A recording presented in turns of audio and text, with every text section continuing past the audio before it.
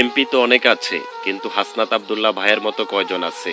তিনি যুবকটার গায়ে হাত দিয়ে বলতেছেন 3 দিনের মধ্যে এখান থেকে উঠে যেতে হবে।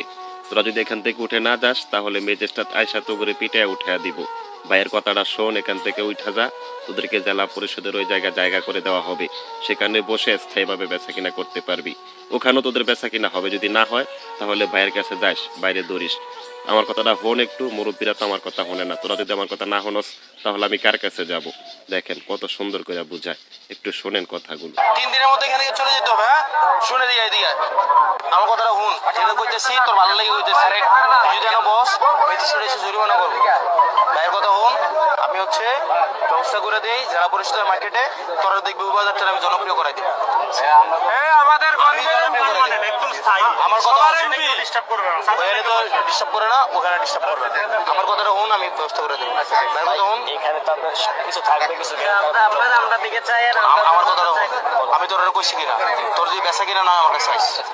আমার একটু ব্যাপারটা এমন না যে আমার পাবি না, ব্যাপারটা এমন যে আমি আজকে কয়ে দিয়ে তোর আমাকে ব্যাপারটা এমন তো না, তুই যে শুনে হইতেছে না, এটা আমি দেখবো।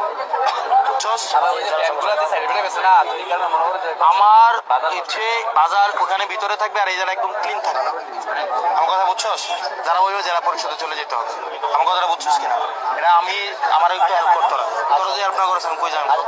তোরা যদি হেল্প না করো সেখানে হচ্ছে তোর মুরব্বীরা তো হেল্প করে না। মানে তোরা যদি হেল্প করস আমি কইলাম তো, আমি তোর দায়িত্ব নিতেছি। আচ্ছা ঠিক আছে, ইনশাআল্লাহ আপনার পাশে আগেও আমার কথা দিচ্ছিস তো তোরা, তাহলে তোরা 3 দিনের কারণ পরে ম্যাজিস্ট্রেট এসে দেখবি এটি লয়ে যাবো।